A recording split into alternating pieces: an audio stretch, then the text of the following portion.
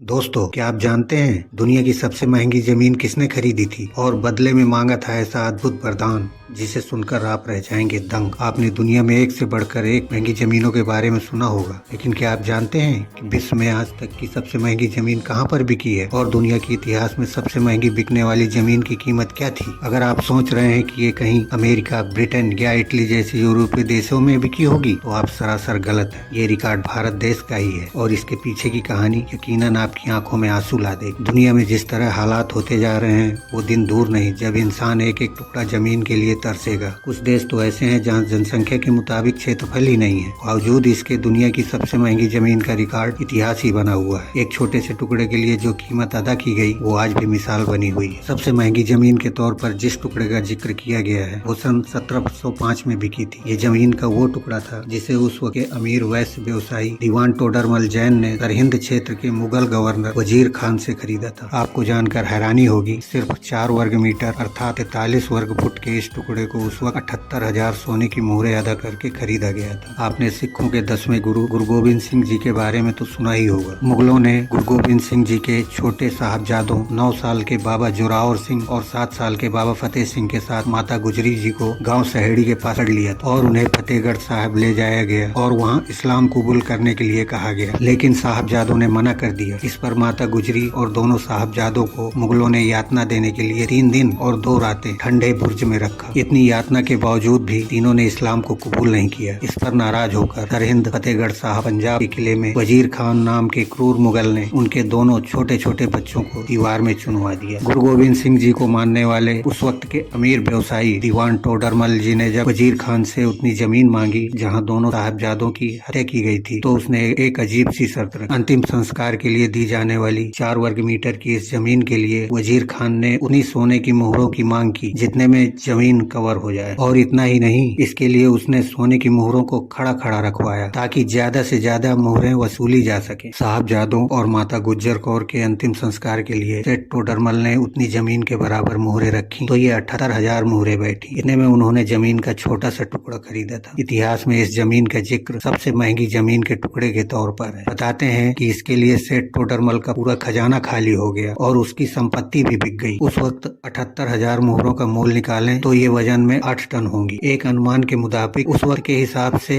इसकी कीमत 2.5 अरब रुपए रही होगी। आज के हिसाब से तो ये इसकी कीमत का आप अंदाजा लगा ही सकते हैं। सामाना में जन्मे वो माता चकेश्वरी देवी के उपासक टोडरमल अकबर के राज्य में प्रधानमंत्री और एक जैन दीवान थे। इनके द्वारा भारत के सभी क्षेत्रों में अनेकों मंदिरों का जीर्णोद्धार कराया गया था। ये वास्तुशास्त्र के परम विद्वान थे। उन्होंने नवाब से सोने की मोहरों के बदले भूमि लेकर उन तीनों महान विभूतियों का स्वयं अंतिम संस्कार किया था। उसी स्थान पर फतेहगढ़ साहब में गुरुद्वारा श्री ज्योति स्वरूप बना हुआ है, जिसके बेसमेंट का नाम स्मृति स्वरूप दीवान टोडरमल जैन हॉल रखा गया है। गुरु गोबिंद सिंह जी को जब इस घटना का पता चला तो उन्होंने दीवान जी से एहसान उतारने के लिए कहा। तब दीवान टोडरमल जी ने गुरु जी से कहा कि यदि कुछ देना ही चाहते हैं तो कुछ ऐसा वर दीजिए कि मेरे घर पर कोई पुत्र न जन्म ले और मेरी वंशावली यही मेरे साथ ही समाप्त हो जाए। इस अजीब सी मांग पर गुरु जी सहित सब लोग हके बके रह गए। गुरु जी ने दीवान जी से इस अद्भुत मांग का कारण पूछा तो दीवान जी ने जो उत्तर दिया वह एक मिसाल है। दीवान टोडरमल जी ने उत्तर दिया कि गुरुजी, यह जो भूमि इतना महंगे दाम देकर खरीदी गई है और आपके चरणों में न्यौछावर की गई है, मैं नहीं चाहता कि कल को मेरे वंश या आने वाली नस्लों में से कोई कहे कि यह भूमि मेरे पुरखों ने खरीदी थी। यह थी निस्वार्थ त्याग और भक्ति की आज तक की सबसे बड़ी मिसाल।